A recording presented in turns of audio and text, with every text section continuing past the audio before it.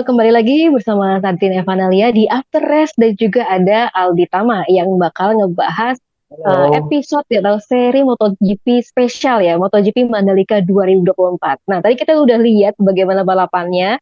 Yang pertama ada Jorge Martin, kedua ada Pedro Acosta, dan juga yang ketiga ada Pecco Bagnaia.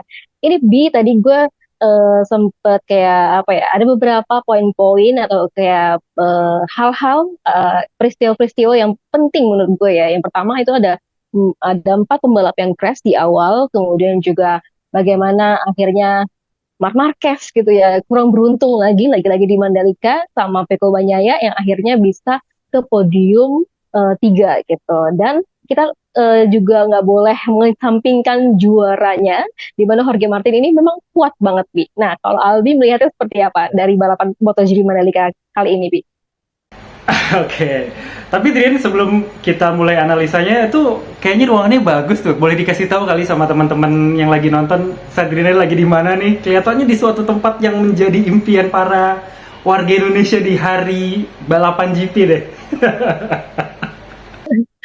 Ya, jadi teman-teman dan juga Albi, ini ruangan ini tuh media center ya di lantai tiga gedung dari pedoknya MotoGP Mandalika 2024 gitu. Nah di sini biasanya teman-teman jurnalis nih eh, baik dari internasional maupun yang nasional ada di sini gitu untuk meliput MotoGP Mandalika 2024. Dan ini eh, teman-teman jurnalis yang meliput ke sini harus diakreditasi sama Dorna gitu. Dan alhamdulillahnya nih Bi, ini channel YouTube gue gitu ya, baru sama Albi juga di Sabrina Evanalia dan juga After Test. Ini sudah terakreditasi sama Dorna, alhamdulillah. Keren, Gitu Bi. alhamdulillah. Ini jadi titik awal yang bagus ya. Jadi semoga kedepannya kita bisa podcast nggak cuma dari Mandalika ya, Drin, tapi dari beberapa sirkuit penyelenggara MotoGP lain yang entah itu di Asia Tenggara dan juga di Eropa ya, Drin, kalau bisa ya, Drin ya. Amin, amin. Semoga bisa gitu. Dan yang benefitnya atau kayak keuntungannya gitu, Bi. Kalau misalkan kita bisa langsung ke sirkuit gitu ya, kita kan bisa langsung wawancara sama pembalapnya, ngobrol sama pembalapnya. Jadi Hmm. benar-benar tahu sebenarnya kondisi dan juga apa sih pernyataan dia sebenarnya itu seperti apa kayak gitu. Yes. Nabi, balik lagi ke yang Oke, tadi nih, mungkin juga Albi. Oke, jadi mungkin nanti gue juga akan mengkonfirmasi gitu ya sama Sabrina dari beberapa analisa yang mungkin nanti akan gue sampaikan. Ini akan kita cocok-cocokkan dengan hasil wawancara yang tadi udah Sabrina lakukan di media Scrum ya sama beberapa pembalap. Oke, Trin.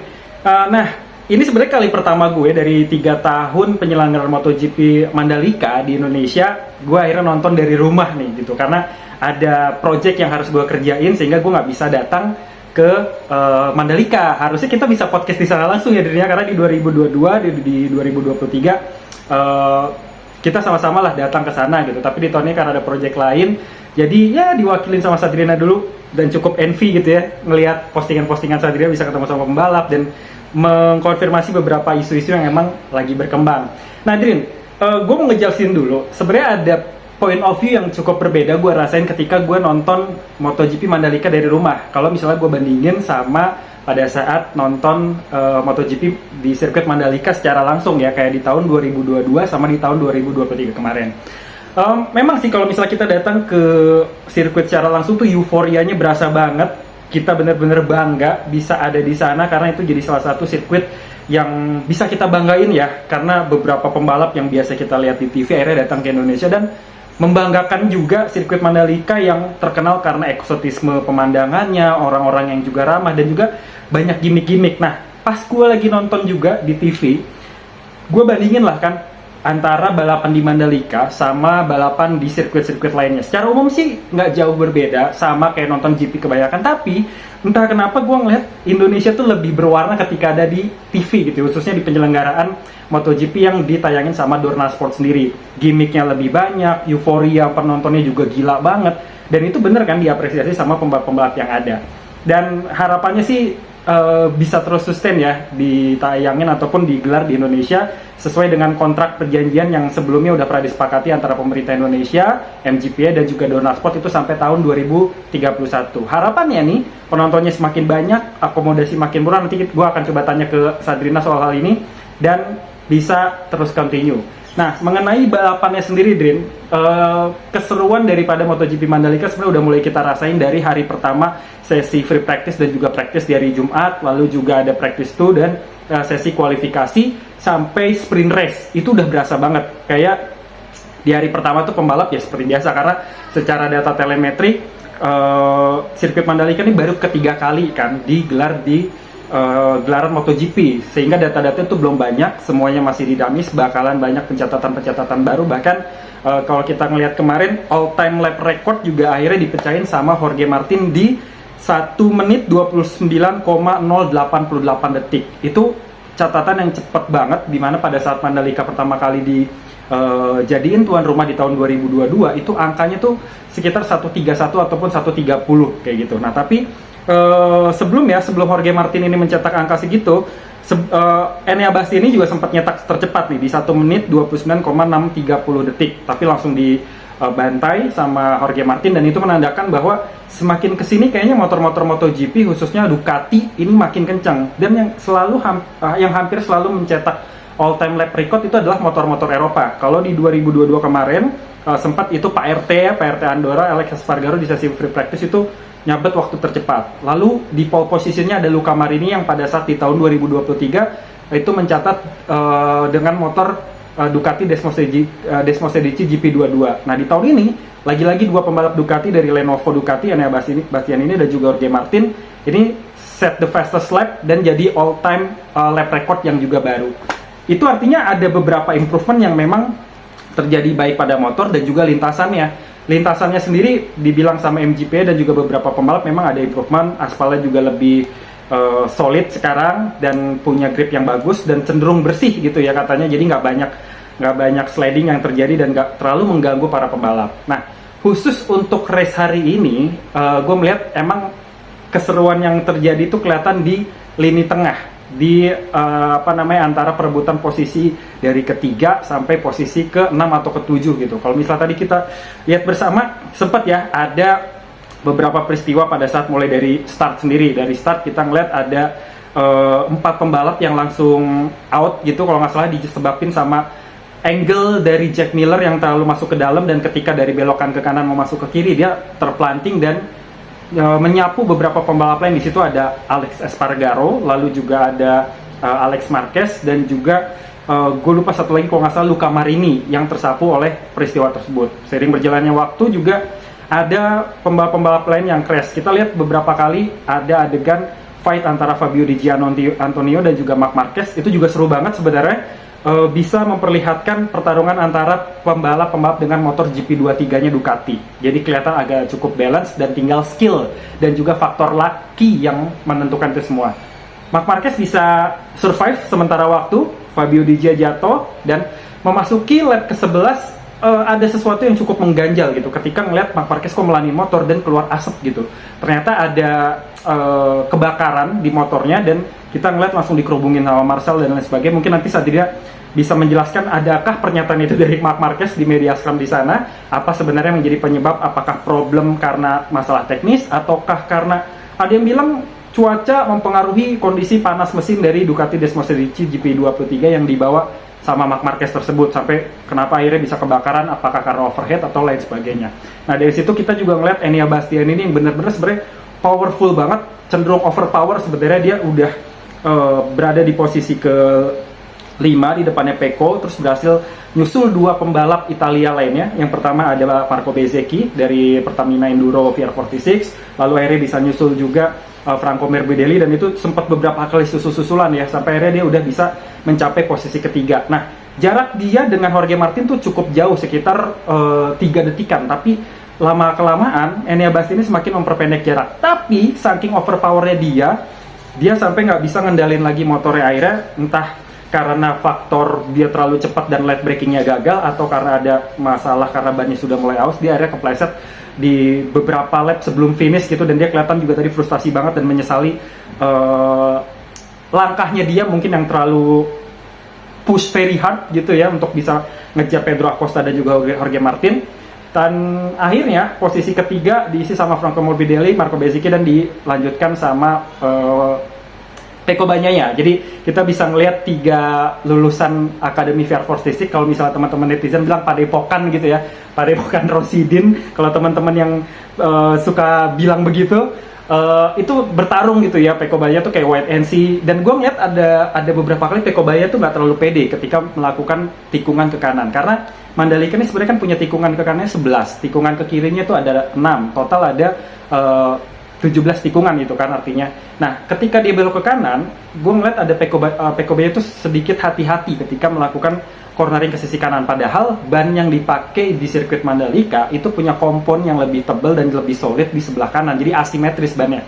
Supaya pembalap itu nggak cepet mengalami keausan ban ketika balapan di sirkuit Mandalika. Dan itu juga diakui sebenarnya sama Peko Banyaya pada saat sesi sebelum sprint race kemarin yang bilang agak kurang dapat feeling ya sama ban Michelin yang dipakai di Mandalika walaupun punya kompon yang lebih tebal di sisi kanan, tapi dia lebih pede untuk menikung di sisi sebelah kiri. Nah, apa yang menjadi penyebab ini mungkin karena ban yang asimetris ini terasa lebih tebal dan nggak terlalu nyaman dipakai sama Peko Banyaya sampai akhirnya dia harus hati-hati, tapi alhasil dia tetap bisa nge-push pembalap yang ada di depannya, Franco Morbidelli dan juga ada Marco Bezzecchi yang kebetulan pakai ban soft dan Peko Banyaya yaitu gue catat tadi pakai ban hard dan juga medium, jadi komponnya masih cukup baik di sisa-sisa air balapan, sedangkan pembalap-pembalap yang pakai soft kompon itu cenderung udah mulai keausan dari segi bannya sendiri, sehingga udah nggak punya grip yang begitu bagus dan khawatirnya bisa crash ataupun sliding kayak gitu. Nah, tapi kalau misalnya kita lihat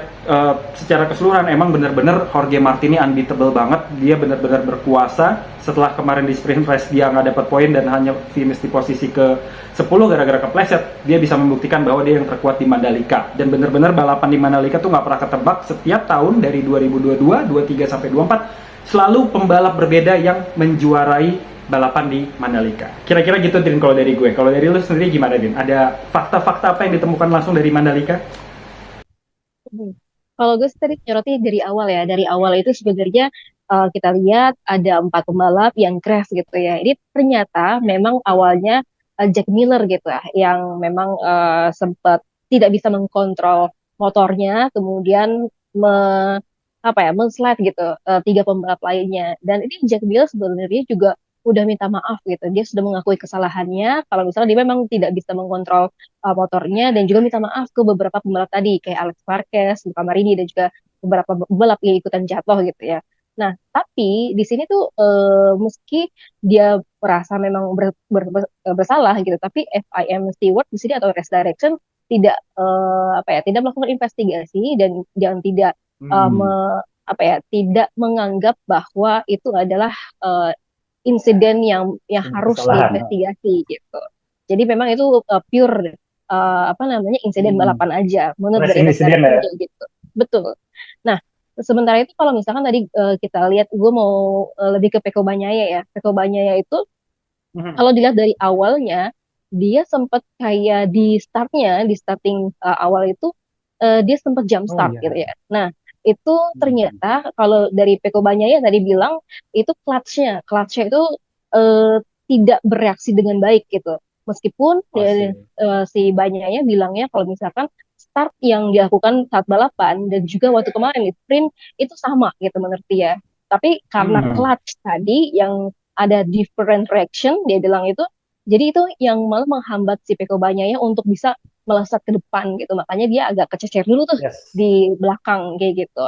Nah tadi selain itu juga Jorge Martin ya, Jorge Martin kalau dari media scrum tadi dia juga sempat bilang dia sudah belajar dari kesalahan-kesalahan dia waktu kemarin gitu ya. Dia tuh lebih apa dia bilang tadi, lebih mengedepankan sisi mentalnya gitu, mentalnya dulu oke, diperbaikin, kemudian juga akhirnya sampai akhirnya dia bisa dapet pace yang bagus, kemudian juga start tadi juga udah bagus banget ya, makanya akhirnya dia melesat jauh sampai akhirnya di depan gitu. Yes. Nah kalau untuk Mark Marquez, Mark Marquez tadi gue sempat wawancara juga sama Mark Marquez di media Scambi. Kalau untuk Hmm. insiden soal motornya rusak, nah ini katanya Mark Marquez awalnya itu motornya kedengeran berisik gitu ya. Motornya kedengeran berisik, Hmm. terus dia matiin tuh motornya. Sampai kemudian keluar asap dan juga ada kebakaran gitu ya di motornya. Dan dia menyayangkan nih, Bi. Tadi dia menyayangkan kalau misalkan Marshall kita itu, Marshall di Mandalika, tidak punya apa pemadam kebakaran atau pemadam api yang sesuai gitu, atau teknologi yang terbaru. Karena kalau katanya Mark Marquez itu, kalau misalkan nggak pakai pemadam kebakaran yang terbaru, itu malah bisa merusak part-part dari motornya si Mark Marquez ini. Dan ternyata benar. Dan akhirnya karena pemadam kebakaran itu tidak sesuai gitu, akhirnya malah semuanya kebakar tadi, kebakar, part-partnya kebakar, dan itu menurut Mark Marquez itu adalah sangat-sangat merugikan dari tim balap seperti Independent Grass ini gitu ya. Karena kan ada cost yang Hmm. terbuang, kemudian ada Betul. apa namanya mesin-mesin yang memang ya akhirnya terbakar gitu. Nah kalau tadi si Ya. Mark Marquez bilangnya sebenarnya kalau kita lihat ya Bi, tadi kan Albi juga sudah bilang kalau misalkan eh, 3 kali DNF gitu ya di Mandalika gitu ya. Terus udah gitu tadi sebenarnya Mark Marquez juga bilang kalau misalkan ini tuh kali ini di seri kali ini bukan kesalahan dia, tapi memang kesalahan teknis, ya technical issue gitu. Dan dia juga tadi Yes. dia bilang ini bukan kesalahan timnya, karena memang benar-benar apa namanya masalah mesin yang rusak gitu. Itu kehilangan Ya. kuasanya dia gitu, di luar kendali kuasa Yes. dia dan juga timnya gitu. Dan tadi juga sempat ada wartawan yang lain yang nanyain apa obstacles-nya, apa kendalanya, apakah kesulitannya gitu ketika Mark Marquez berada di Hmm. Mandalika 2024 ini gitu. Kalau kata Mark Marquez sebenarnya nggak ada kendala apa-apa. Ini tadi karena bukan kesalahan dirinya gitu. Dan sebenarnya kalau kita lihat dari beberapa sprint race, dia aja tuh bisa melesat jauh gitu ya. Yes. Dari posisi Benar banget. ke-12 sampai akhirnya dia sempat ke posisi 2 gitu ya. Tapi kan kemudian di overtake sama ini Bastian ini jadi posisi ketiga gitu. Dan Nah beda spek kemarin motor ya. betul. Nah kemarin juga gue nanya sama Mark Marquez ketika di pre practice gitu ya di hari pertama di hari Jumat itu kan Mark Marquez kelihatan struggling banget gitu ya. Terus di pre practice kedua kemudian juga di kualifikasi dia juga sempat crash berkali-kali. Nah tapi di sprint race dia malah bisa di posisi kedua gitu ya podiumnya. Dan dia bilang sebenarnya em, tidak apa ya tidak eh, bisa berkali-kali untuk melakukan hal itu atau setidaknya dia menurut dia membalap 7 orang atau 7 pembalap dalam satu corner itu bukan hal yang mudah gitu dan juga bukan sesuatu yang normal, itu hal yang langka. Dan benar aja katanya Marc Marquez tadi pun juga udah kejadian di race-nya pun dia nggak sama seperti sprint race gitu.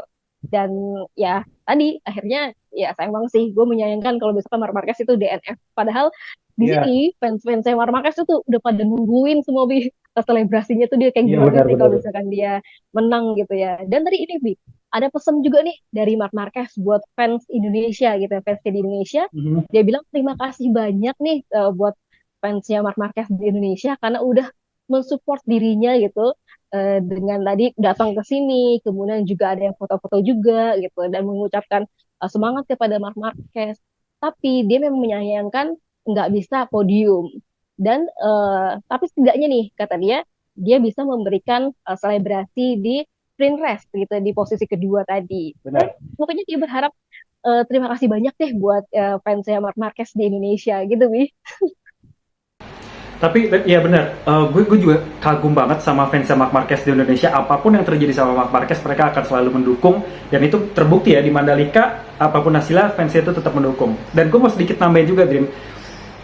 Gue menilai pada saat sprint race kemarin di hari Sabtu, man of the match daripada balapan itu, kalau versi gue adalah seorang Marc Marquez. Karena ya itu tadi, prestasinya dia, start dari posisi ke-12 sampai akhirnya bisa finish di posisi ketiga dan sempat bertarung di posisi kedua dan juga posisi ketiga bareng Enea Bastian ini. Jadi gue bener-bener angkat topi banget buat Marc Marquez. Sebelumnya karena dia start di posisi ke-12, gue hampir tidak mempertimbangkan dia untuk bisa masuk ke podium gitu kan. Padahal di minggu sebelumnya kita kan udah pernah membahas nih prediksi Marc Marquez kita masukin ke salah satu kandidat yang akan podium. Walaupun tidak podium hari ini, tetapi kemarin di sprint race gue bisa menyaksikan kerennya Marc Marquez untuk bisa meraih ataupun menyusul pembalap-pembalap terdepan dan juga battle sama pembalap-pembalap ya entah untuk Pecco Bagnaia dan juga Enea Bastian ini.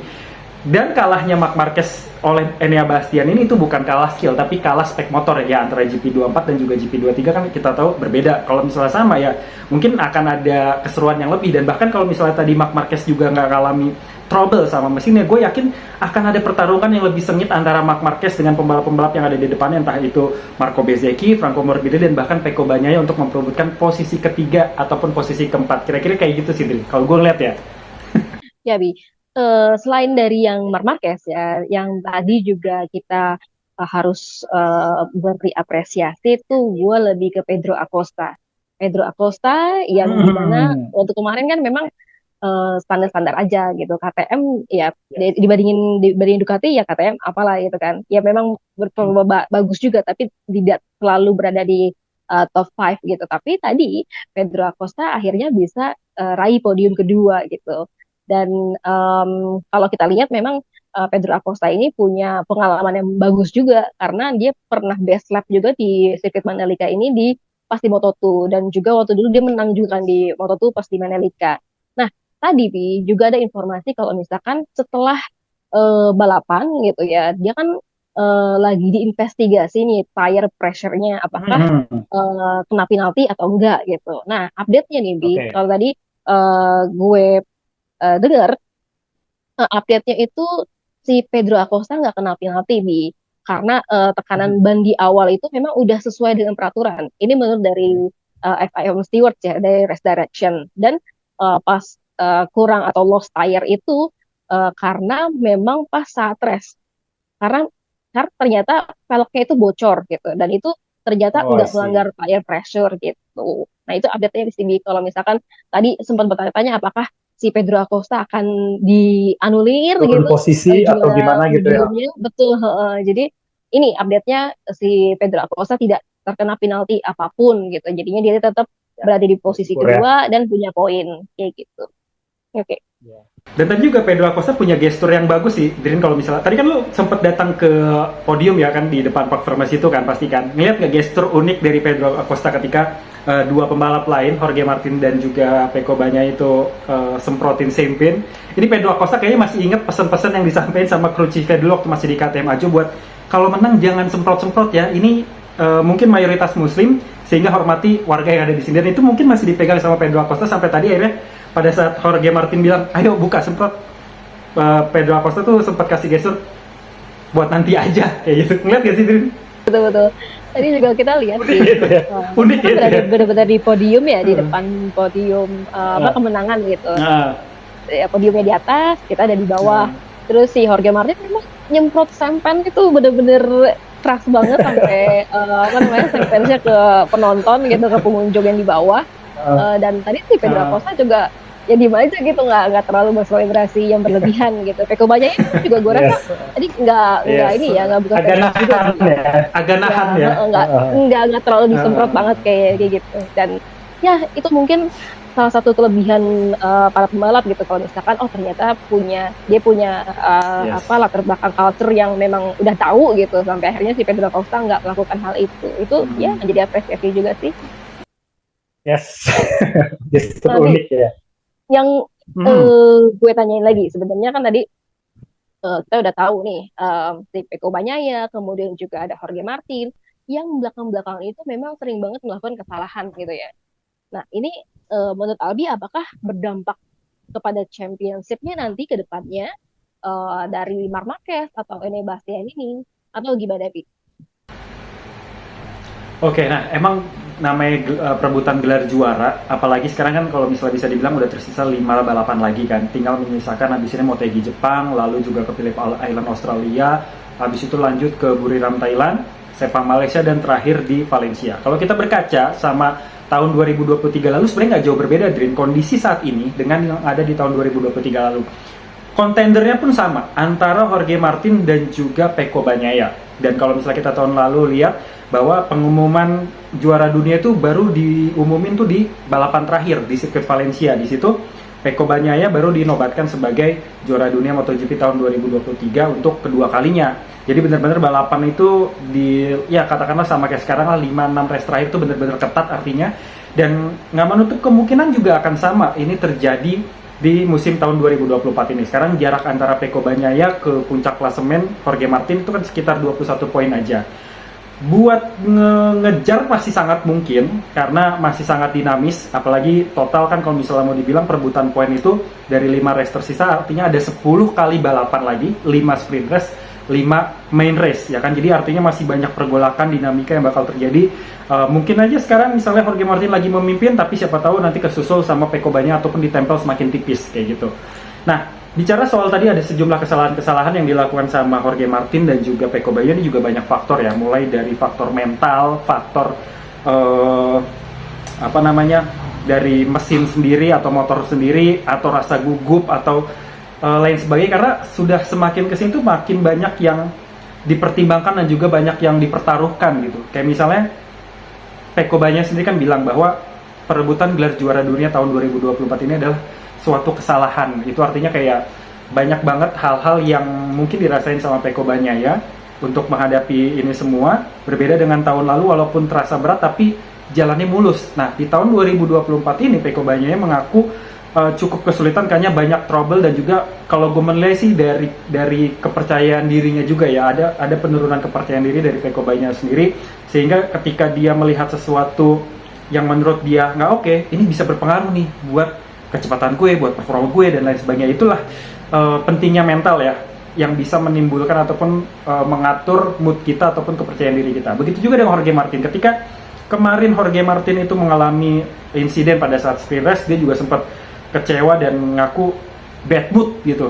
Dan gue juga ngeliat postingan ketika dia setelah sprint race ini selesai, dia finish di posisi ke-10 dan gak dapat poin apapun, kan banyak yang ngikutin dia. Dia benar-benar ngelewatin gitu aja dan minim sekali menyapa para fansnya ya. Gue bisa mengerti posisinya Jorge Martin pada saat itu, tentu lagi frustasi dan kecewa dan mikirin apakah gue bisa fight besok di hari Minggu atau di hari kita take podcast ini setelah balapan after race ya kan. Nah, tapi yang paling penting adalah di sisa 5 race ini yang harus dilakukan oleh masing-masing kontender, baik itu Jorge Martin dan juga Pecco Bagnaia, adalah mereka harus benar-benar ningkatin mental mereka harus konsisten dan harus bisa ningkatin percaya diri. Karena kalau gue lihat dari 5 sirkuit yang bakalan dijalani sama masing-masing pembalap ini, sebenarnya nggak ada sirkuit yang terlalu diunggulkan sama masing-masing pembalap, baik itu Pecco Bagnaia dan juga Jorge Martin. Ini berkaca dari tahun lalu juga bahwa tidak ada pembalap yang benar-benar mendominasi di 5 race terakhir ini, mulai dari Australia, Sepang, lalu juga Thailand, Motegi, dan juga sampai akhir nanti di Valencia. Jadi kuncinya itu adalah lebih kepada mental dan juga konsistensi. Yang penting mereka bisa push yang terbaik dan nggak sampai crash. Dan kalau misalnya kita menghubungkan dengan apakah akan ada black horse ataupun kuda hitam lainnya, ya kesempatan itu juga memang masih ada. Tapi gue menilai sangat tipis ataupun sangat kecil, Green.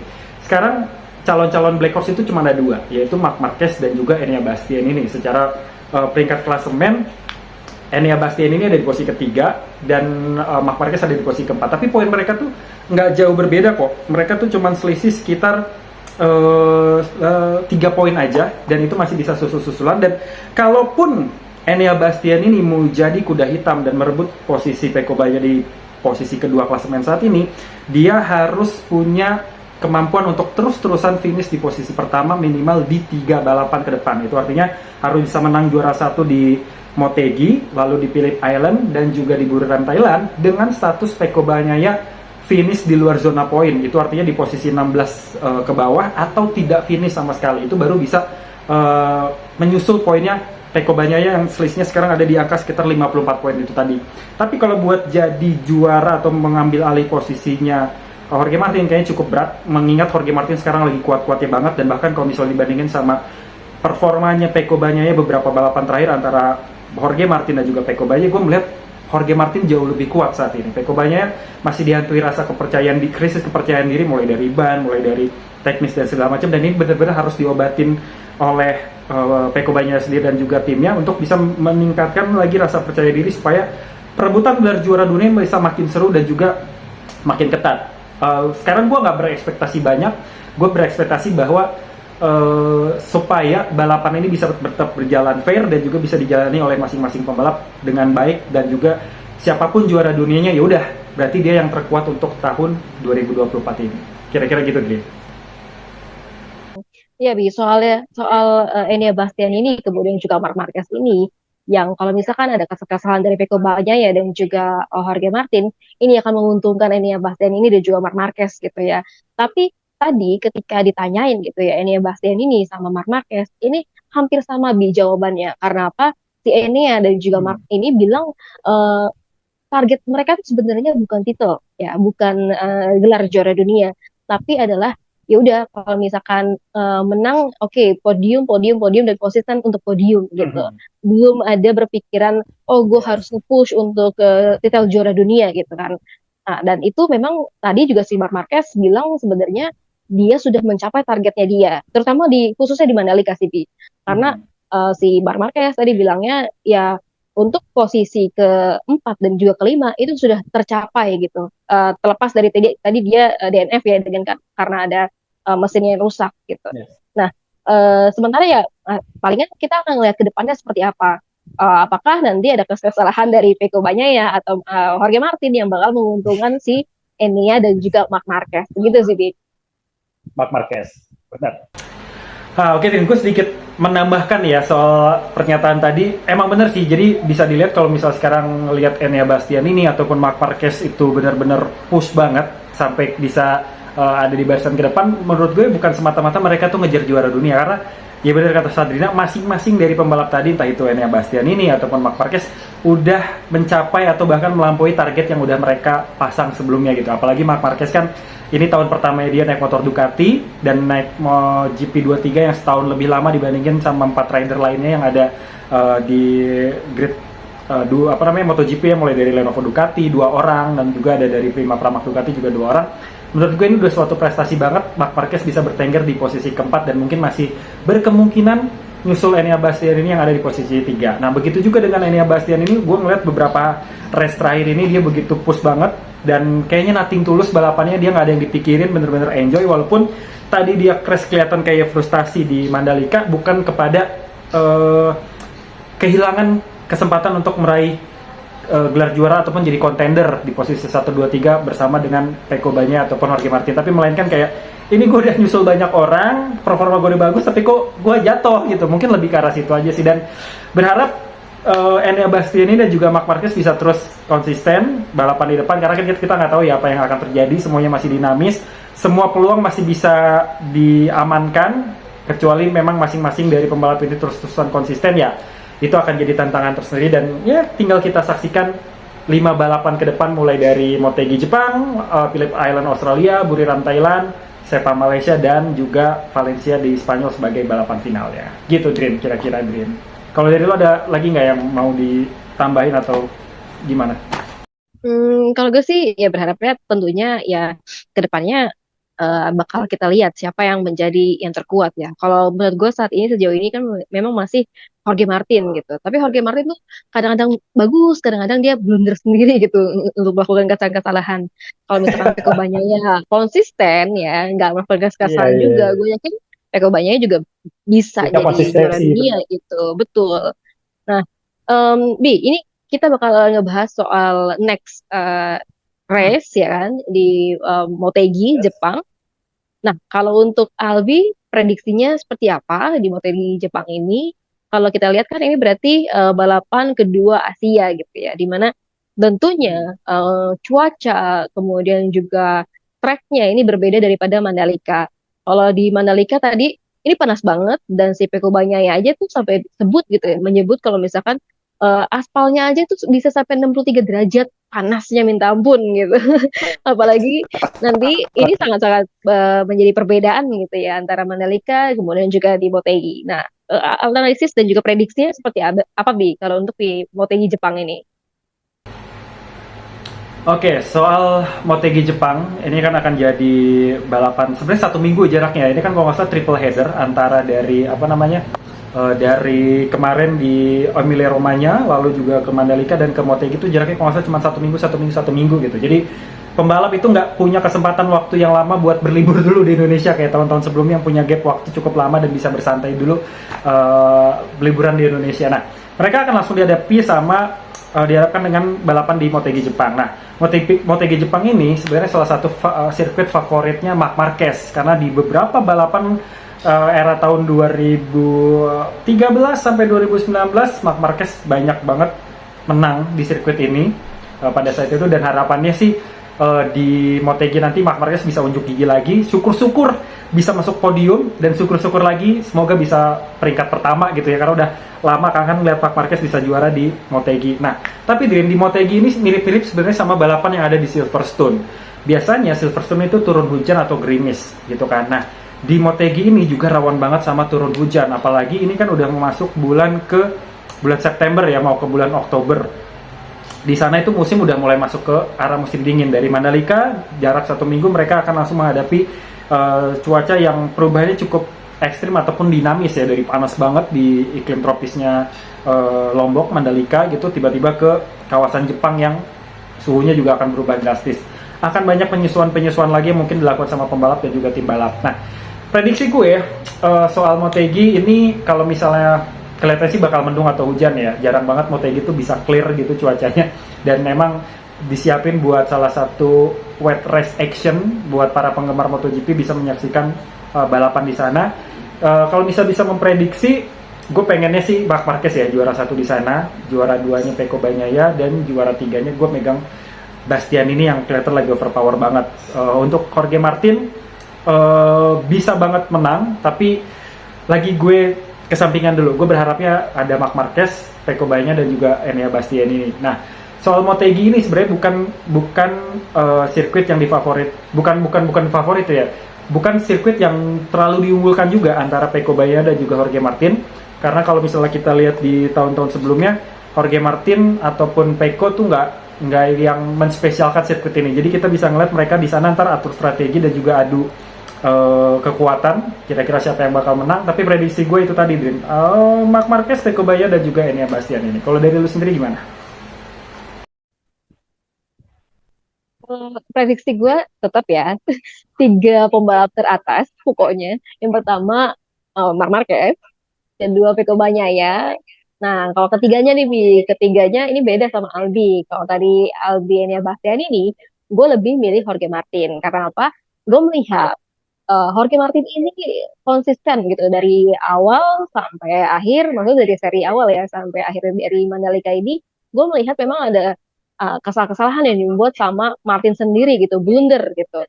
Tapi sebenarnya kalau misalkan dari skill itu, gue merasa dia lebih konsisten sih daripada ya ini Bastian ini memang manajemen bannya oke banget gitu. Tapi gue lebih berharap Jorge Martin yang bisa menjadi posisi ketiga gitu. Tapi yang terpenting Marc Marquez nomor 1. Yes, gue juga berharap Marc Marquez bisa posisi pertama di Motegi nanti. Oke, Bi, ada lagi nggak yang mau ditanyain sebelum kita tutup podcast kali ini? Ada banget, Dream. Sekarang kayak gantian deh. Gue mau jadi co-hostnya dulu. Setelah tadi mengeluarkan analisa, gue mau jadi co-host karena gue pengen tahu dan kepo gimana sih pengalaman dan keseruan lo di sana di sirkuit Mandalika di tahun 2024 ini. Kalau misalnya dibandingin sama tahun-tahun sebelumnya, Dream, kira-kira ada nggak sih improvement yang dirasain di sana, mulai dari kawasannya, mulai dari penyelenggaraannya, dan mungkin ada yang berbeda gitu ketika sampai di sana. Di sana naik pesawat kan, Dream. Nah, mulai dari bandara sampai menuju ke sirkuit Mandalika, kira-kira ada yang berbeda atau enggak, dan masih rame seperti tahun-tahun sebelumnya, atau gimana sih peminatan masyarakat ke Mandalika di tahun ini? Penyelenggaraan MotoGP Mandalika 2024 kali ini, gue merasa lebih lebih baik ya daripada tahun-tahun sebelumnya. Kalau di tahun 2022 untuk pertama kalinya pas gue ke sini, itu masih fasilitasnya masih kurang banget.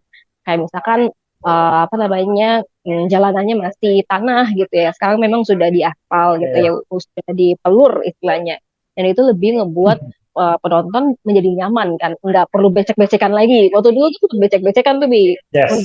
untuk ke apa namanya, ke festival GA-nya gitu ya. Gue sempet sempet beli 2 tiket apa namanya, yang paling murah, kemudian juga yang di premium grandstand gitu, untuk bisa ngerasain gimana sih bedanya gitu untuk nonton yang paling murah sama yang ada di depan starting grid gitu ya. Nah, waktu dulu itu di festival GA emang becek banget gitu. Nah, kalau yang di tahun ini itu much better sih, lebih baik daripada Oke. sebelum-sebelumnya. Dan kalau kita lihat tribunnya itu ya, di tribun premium A, kemudian di premium grandstand B, itu penuh semuanya.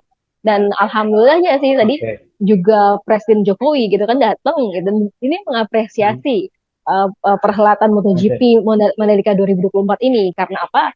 Tadi fasilitasnya memang udah lebih baik daripada waktu kemarin. Terus udah gitu, kru-krunya nih, kru-kru misalkan Hmm. petugas-petugas sirkuit, marshal, kemudian juga ada petugas-petugas kebersihan. Itu semuanya memang dari NTB gitu, warga NTB yang memang Oke. diberdayakan oleh MGPA gitu ya, dan juga LTDC untuk mengisi lowongan-lowongan kerja ini gitu. Terus udah gitu juga tadi dia mengapresiasi bahwa ada tarian-tarian Nusantara dan juga Indonesia Raya yang memang berkumandang Hmm. dengan hikmat banget gitu ya, Wi. Kalau yang paling Megah terbarunya gitu lagi tadi ya. sebenarnya, ya betul. Kalau yang terbarunya lagi nih sebenarnya di sirkuit Mandalika ini yang terbaru ada museum gitu ya, Museum Mandalika. Kemarin gue Oke. sempet ke sana, Mhm. kemarin gue sempet ke Mhm. sana dan itu em, di dalamnya ada baju balap gitu ya, ada baju balapnya Peko Banyaya yang waktu kemarin sempat menjadi juara dunia di tahun berapa gue juga lupa, tapi itu ada number one gitu ya. Kemudian juga ada baju balapnya Marc Marquez sama Fabio Quartararo, dan juga ada kayak sarung tangan, helm gitu, pokoknya pembalap top yang memang disimpan di situ gitu sih. Nah, tapi itu kayaknya masih harus dikembangin lagi museumnya karena baru sampai Hmm. sebatas itu, masih kecil gitu ya. Dan gue berharapnya sih nanti kemungkinan ya, apa namanya, ada barang-barang legenda lagi gitu yang bisa ditaruh di situ di museumnya. Selain dari sejarah Pertamina juga ada sih sebenarnya di situ gitu. Nah, untuk Oke. secara keseluruhan sih gue mengapresiasi ya. Dan kalau Hmm. dulu di tahun 2022 bisnya gitu ya, bisnya masih kurang dan lain-lain. Kalau sekarang gue merasa bisnya sudah uh, tersedia juga, dan kita banyak juga tuh petugas-petugas yang ngasih tahu gitu, oh kamu di gate berapa gitu, di gate tuh hijau kah atau di gate satu kah atau di gate tiga gitu. Nah itu mereka akan mendampingi kita gitu sampai di bus, sampai akhirnya kita Hmm. turun bus dan ke gate yang bener gitu. Nah itu jadi suatu keunggulan juga sih daripada dibandingkan 2022 lalu yang memang aduh kacau deh di 2022 itu, sampai kita mesti harus nunggu bis gitu. Itu sih, Bi. Berarti kalau bisa disimpulin dari segi penyelenggaraan, baik itu ITDC, pemerintah pusat, pemerintah daerah sekarang udah semakin oke dan semakin bisa memberikan kenyamanan ya sama pengunjung ataupun siapapun wisatawan yang datang ke sana ya dari segi penyelenggaraan. Nah, tapi Din, kalau misalnya dari faktor pendukung nih, mulai dari katakanlah tiket pesawat, akomodasi penginapan, transportasi itu udah ada improvement belum sih? Karena masih banyak yang membandingkan nih Drin dengan penyelenggaraan di Sepang Malaysia yang katanya lebih murah ke sana dibanding ke Mandalika. Nah, kalau misalnya Sadrina sendiri dari pengalaman sekarang di Mandalika, ada nggak sih penurunan harga atau kira-kira kayaknya masih harus ditekan lagi nih supaya lebih ideal ataupun lebih banyak menarik wisatawan baik itu domestik ataupun mancanegara. Kira-kira gimana kalau dari pantauan di sana? Sebenarnya seperti yang kita bahas sebelumnya ya, dan apa namanya, kalau misalkan kita bisa uh, lihat juga soal akomodasi, tiket gitu. Kalau tiket untuk MotoGP-nya sendiri, memang kan sudah ada diskon-diskon besar-besaran nih, kayak Ya, 50%, 70% gitu. Nah, eh, menurut gue dan juga netizen gitu, banyak yang bilang, oke, tiketnya kita bisa beli gitu. Tapi tiket pesawat dan juga akomodasinya nih, ini yang sulit gitu kan. Tiket pesawat yes. aja ke sini satu orang gitu ya, itu 1,6 juta sampai dengan 2 jutaan gitu. Nah, kemudian untuk itu oke lah tiket pesawat. Tapi kemudian kalau misalkan akomodasi nih, waduh, itu hotel aja.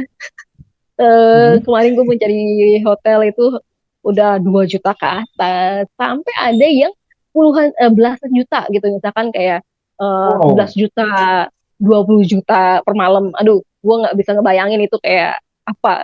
Mungkin kayak di istana kali ya, hotelnya. Tapi kalau gue sendiri ini untuk akomodasi menjadi PR tersendiri sih bagi Pemprov NTB, kemudian juga mungkin dari warganya sendiri gitu ya, ya oke lah gitu. Eh, Mereka bisa berpikiran bahwa oke ini ajang dunia setahun sekali gitu, tapi kan kita harus berpikirnya ini kalau misalkan mau berkelanjutan ya Hmm. jangan sampai digetok 3 atau 5 kali lipat dari harga sebenarnya gitu kan. Nah, gue sih berharapnya nanti ada regulasi gitu ya, ada pemerintah meskipun Hmm. kemarin juga Menteri Menparekraf Sandiaga Uno udah bilang gitu, Yes. oh sudah ada kok peraturannya, kita sudah menentukan batas atasnya gitu, batas atasnya, tapi tetap Hmm. mana gitu, apakah batas atasnya 10 juta gitu kan, ya agak itu juga sih. Menurut gue itu ya mesti harus dibenerin banget sih soal akomodasi ini gitu. Mudah-mudahan nanti kalau misalkan udah bener, eh, sebenarnya gue yakin warga Indonesia atau fans-fans MotoGP itu banyak banget dari Indonesia Hmm. kan.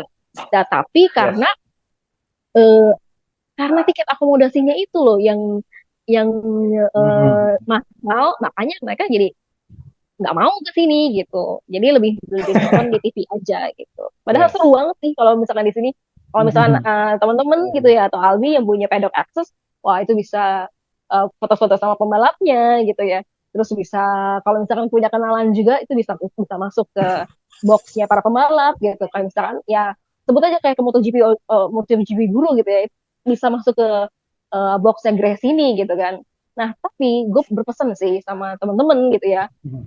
atau fans-fans Oke. yang lain, kalau misalkan datang pedok ya, terus dia itu ketemu sama pembalapnya, gue pasti berharap temen-temen tuh jangan terlalu apa pengen banget foto gitu ya, tapi harus lihat-lihat dulu nih Hmm. pembalapnya lagi moodnya lagi oke apa enggak gitu, Betul. lagi enak Yes. enggak ya gitu.